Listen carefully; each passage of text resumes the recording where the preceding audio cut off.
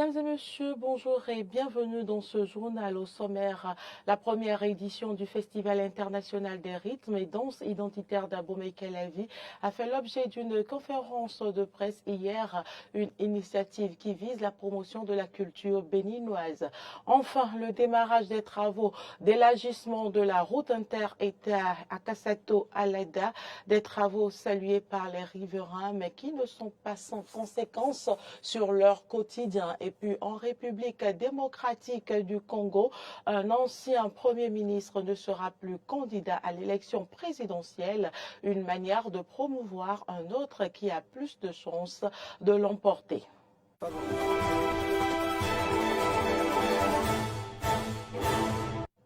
Merci pour l'attention. Je l'annonçais dans les titres. Abomey-Calavi va vibrer du 22 au 24 décembre 2023 au rythme de la première édition du Festival international des rythmes et danses identitaires d'Abomey-Calavi.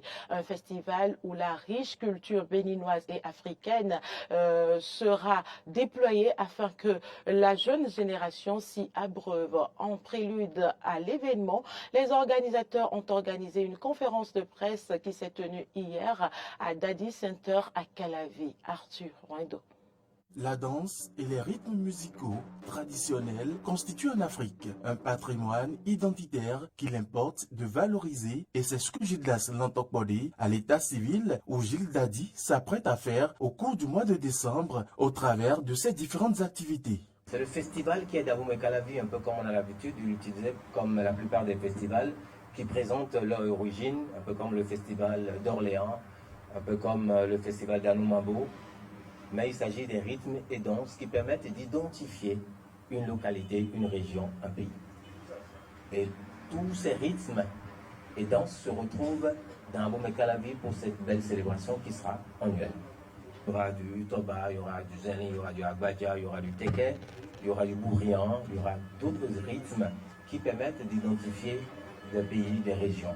Il y aura des ateliers qui vont nous amener à travers des musicologues à comprendre comment aujourd'hui, lorsque nous parlons de musique urbaine, comment, quand bien même on a envie, un peu comme le parrain le disait tout à l'heure, de faire comme les autres, mais avoir un sous-bassement.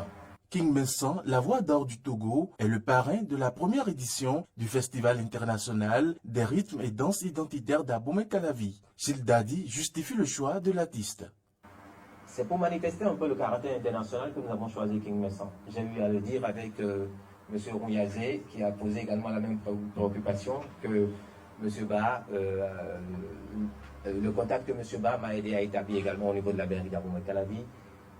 Il est là, il représente le côté international du festival. Le meilleur artiste traditionnel africain dans les années 2000 au Kora Awards, parrain du Firdi, première édition, est fier d'être chez lui.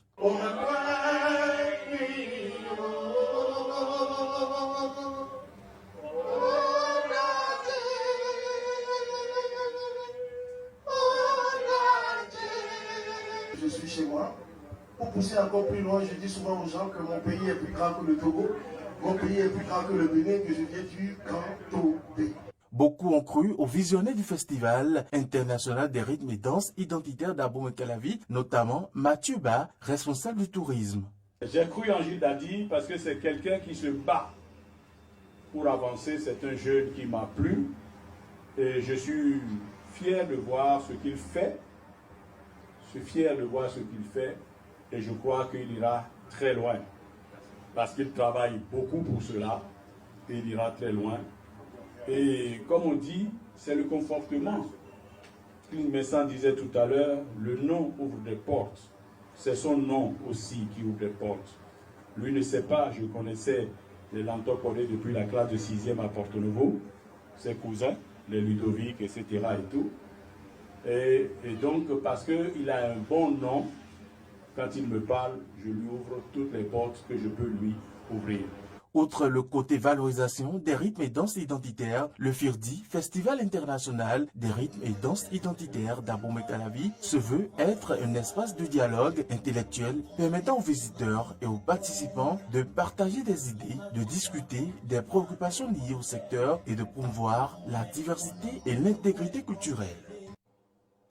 Dans le même registre, l'artiste plasticien béninois Thierry Oussou a représenté dignement le Bénin lors d'une exposition au siège du Conseil économique, social et environnemental en France. Jean-Michel Abimbola, ministre du Tourisme, des Arts et de la Culture, revient sur les raisons de satisfaction du gouvernement béninois. Suivez ici ses propos.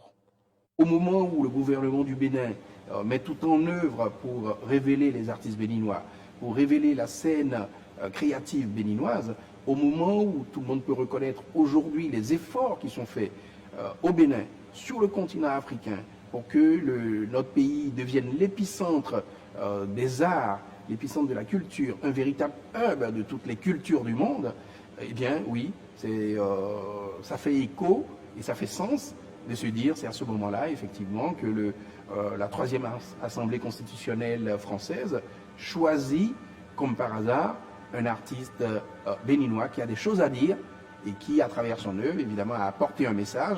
Ce message, je le disais précédemment, sur les invisibles, sur les personnes ordinaires, sur les travailleurs qui, effectivement, contribuent de par leurs efforts, de par leur labeur, à construire une économie. Et vous comprenez également pourquoi est-ce que je faisais le lien avec cette institution, puisque c'est le Conseil économique, social et environnemental, donc, où on peut retrouver des travailleurs précisément, on peut retrouver toutes les catégories socio-professionnelles en ces lieux, ici en France. Et d'ailleurs, le président du Conseil économique et social béninois était également là pour pouvoir témoigner de la pertinence de ce choix. Donc le président Patrice Talon était ravi d'être aux côtés du président Thierry Baudet pour le dévoilement de cette œuvre, et il a été très honoré que le Conseil économique, social et environnemental ait choisi un artiste béninois.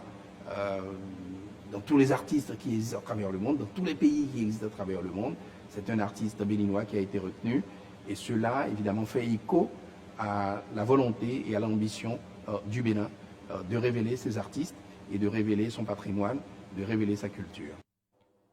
En décembre, le gouvernement projette la tenue des élections professionnelles sectorielles dans les secteurs de l'éducation et de la santé. Au lieu d'un scrutin manuel, il s'agira plutôt, comme en 2021, d'un vote électronique qui, selon la Confédération syndicale des travailleurs du Bénin, est un moyen pour faciliter la fraude. On écoute le secrétaire général de la CSTB, Kassa Mompo.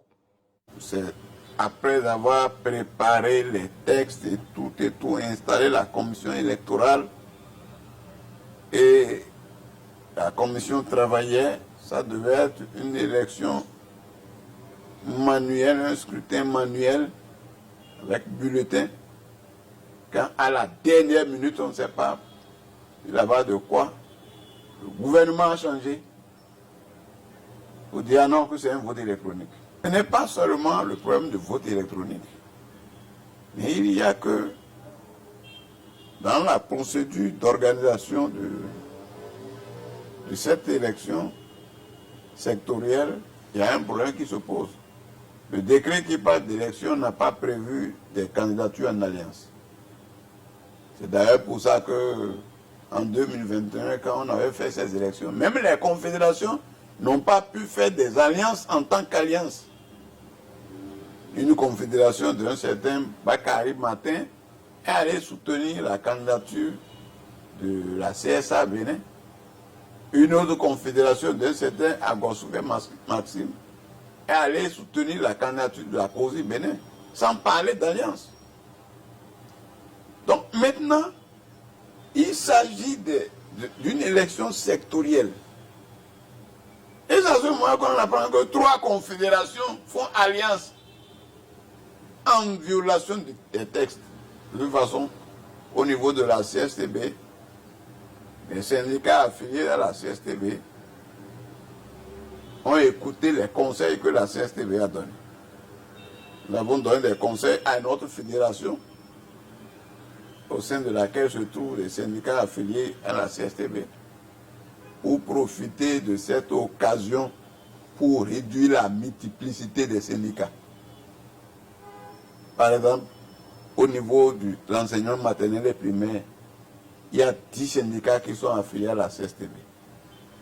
Nous nous disons, nous allons aux élections autour d'un seul syndicat. Et tous les autres syndicats, ensemble, forment une plateforme revendicative du secteur de l'enseignement maternel et primaire. Ils signent un protocole d'accord pour que la victoire du syndicat qui sera présenté soit gérée par la fédération de façon consensuelle sous la supervision de la CSTB. C'est pour ça que au primaire, donc c'est le SINAPRIM qui est choisi. Et lorsque les élections seront terminées, tous ces 10 syndicats vont se retrouver à un congrès d'unification pour créer un seul syndicat. La voie à Kassato-Alada est en cours d'élargissement. Les occupants aux abords de cette voie sont obligés de déguerpir, histoire de faciliter l'exécution des travaux. Que pensent les usagers et riverains de cet état de choses? Réponse dans ce reportage de Arthur Roindo.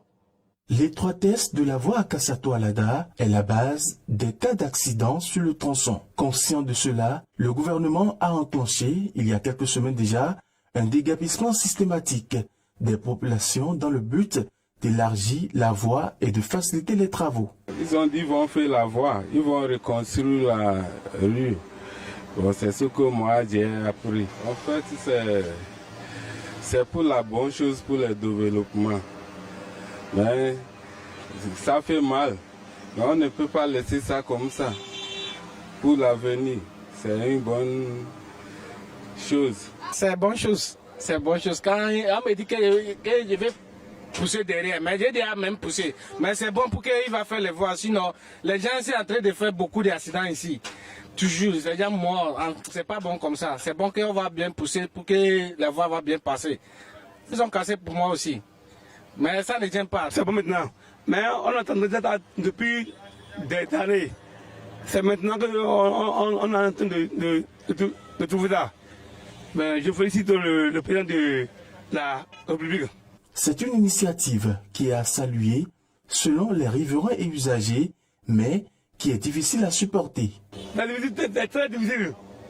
Mais avant de manger le choses là, neuf, il faut casser ça avant de manger. Mais je dis à la chef de l'État de faire de leur donner le temps vite pour terminer la voie. Et après quasiment, si on ne fait pas, vraiment ça ne serait pas une bonne chose. Le projet de construction du tronçon à Kassato-Alada, fragmenté en 3 lots, a été confié à 3 entreprises chinoises suite à un appel d'offres lancé en Chine, suivant les procédures retenues par l'État béninois. Tout ceci pour le bonheur de la population. Une note sportive dans cette édition, les adversaires de l'équipe du groupe de presse Eden TV Diaspora FM se préparent activement pour le match comptant pour les 10 ans du groupe de presse. Les joueurs de l'association des journalistes résidant dans la commune d'Abomey-Calavi se sont entraînés ce samedi. Le reportage est signé Frédéric Espoir Roumabou et Maury Arnaud Agua. Pour un premier entraînement sur du terrain synthétique, les partenaires de Hilarion Kenyon n'ont pas fait dans la dentelle. Ils vont commencer par un échauffement petit poteau. Dans ce jeu, les piliers, en dehors du président Hilarion Kenyon, sont Nazer Vikou et Crespin Nsodaï. Ainsi adaptés au synthétique, ils vont passer aux choses sérieuses avec les poteaux officiels de la rencontre. Ici, Djekluno Malfric va s'illustrer comme gardien de but.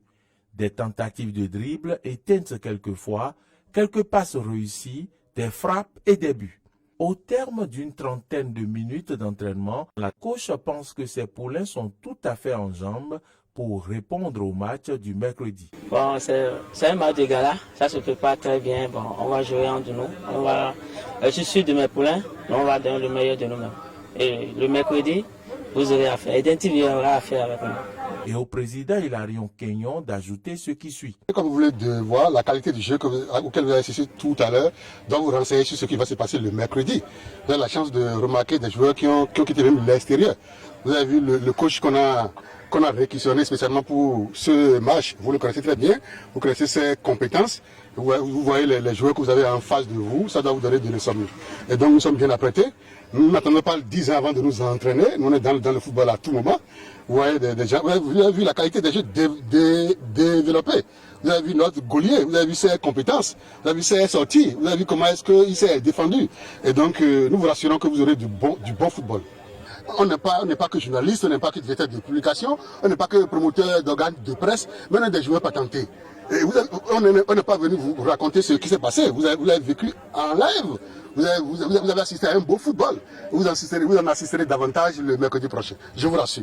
Match d'exhibition, ITV International, Association des journalistes résidents dans la commune d'Abomey-Calavi. C'est le mercredi 22 novembre 2023 au centre de sport Takouné, 5h. Un rendez-vous à ne manquer sous aucun prétexte. Alors que le meilleur gagne. En République démocratique du Congo, un ancien Premier ministre ne sera plus candidat à l'élection présidentielle, une manière de promouvoir un autre candidat qui a plus de chances de l'emporter. Les détails.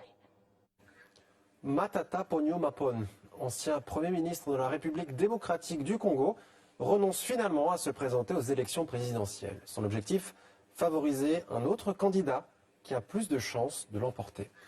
Il a annoncé ce retrait et le retrait de sa candidature en faveur de Moïse Katumbi, candidat de l'opposition qu'il considère comme un potentiel vainqueur. Moïse Katumbi, président du parti Ensemble pour la République, met en avant ses succès en affaires et son bilan dans la province du Katanga avec la construction de routes, d'écoles et le développement de l'agriculture pour affirmer qu'il saura gérer le pays. L'ancien Premier ministre invite d'ailleurs les autres candidats à suivre son exemple. Mon désistement répond à l'aspiration profonde du peuple qui veut à tout prix que les régimes changent. La volonté du peuple est plus forte que la mienne. Je ne peux donc pas m'y opposer. La RDC nous a tout donné. Nous avons aussi, nous Congolais, l'obligation de lui retourner l'honneur et la dignité qu'elle mérite. L'aspiration profonde du peuple doit transcender nos égos et nos ambitions personnelles. Ainsi, j'invite les deux autres participants aux travaux de Pretoria, ainsi que tous les candidats présidents qui sont soucieux de l'avenir de la RDC et de son peuple, à se joindre à Moïse Katumbi Chapwe pour assurer une victoire certaine aux élections du 20 décembre prochain. Et ce sera tout pour cette édition. Merci pour l'attention. Les informations se poursuivent sur nos différentes plateformes Facebook, YouTube, Twitter et sur notre application Eden TV Diaspora FM. D'ici là, portez-vous bien.